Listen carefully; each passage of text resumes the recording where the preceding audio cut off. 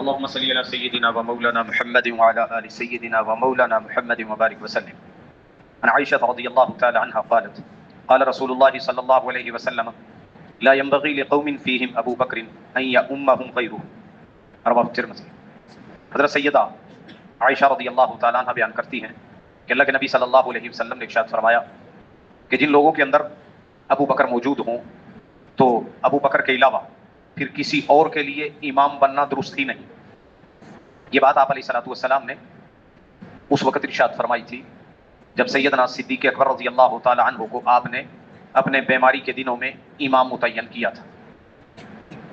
رسول اللہ صلی اللہ علیہ وسلم پہ بار بار غشی طاری ہو رہی تھی. جمعرات کو مغرب کے بعد پیر کو آپ دنیا سے چلے گئے. یہ واقعہ جمعرات کا ہے.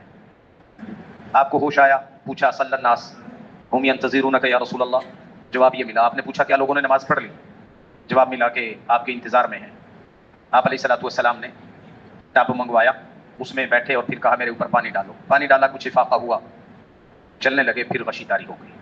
پھر کچھ دیر بے ہوش رہے, پھر ہوش آیا, پھر یہی پوچھا صلی الناس لوگوں نے نماز پڑھ لی؟ ہم ینتظرونک یا رسول اللہ, اللہ کے رسول آپ کے انتظار میں ہیں.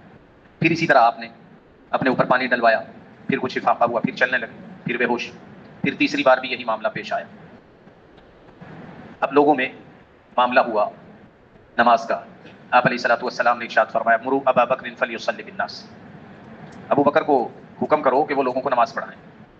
سیدہ عائشہ نے یہ کہا کہ میرے والد زیادہ نرم دل ہیں, وہ رقیق القلب ہیں, وہ پڑھا نہیں سکیں گے. اور سیدنا عمر رضی اللہ تعالیٰ عنہ سے لوگوں نے کہا کہ آپ نماز پڑھائیں. عشاء کی نماز کے لیے وہ کھڑے ہوئے.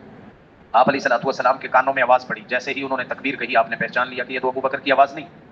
آپ نے فوراً ارشاد فرمایا لا لا لا. پھر یہ بات ارشاد فرمائی لا ينبغي لقوم فيهم ابو بکر ان يؤمهم غيره. جب ابو بکر موجود ہوں پھر کوئی امام نہیں بن سکتا. مروا ابا بکر فلیصلی بالناس. لہذا وہ جاری نماز وہ توڑی گئی, نماز توڑ دی. حضرت عمر کو امام بننا قبول نہیں کیا اللہ کے نبی صلی اللہ علیہ وسلم نے ابو بکر رضی اللہ تعالیٰ عنہ کی موجودگی میں. لہذا پھر ابو بکر ہی نے نماز پڑھائی.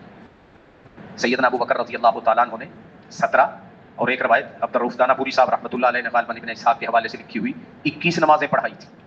بلکہ رسول اللہ صلی اللہ علیہ وسلم نے زندگی میں ایک بار نماز میں کسی کو اپنا نائب بنایا دوران نماز, تو وہ ابو بکر ہی کو بنایا. کچھ نماز ابو بکر رضی اللہ تعالیٰ عنہ پڑھا چکے تھے. پھر آپ علیہ الصلوۃ والسلام تشریف لائے. نبی صلی اللہ علیہ وسلم ابو بکر کے پہلو میں بیٹھ گئے. پھر نبی صلی اللہ علیہ وسلم نماز پڑھاتے رہے اور نیابت کے فرائض سیدنا ابو بکر رضی اللہ تعالیٰ عنہ وہ سر انجام دیتے رہے. تو اللہ کے نبی صلی اللہ علیہ وسلم نے اس لیے بات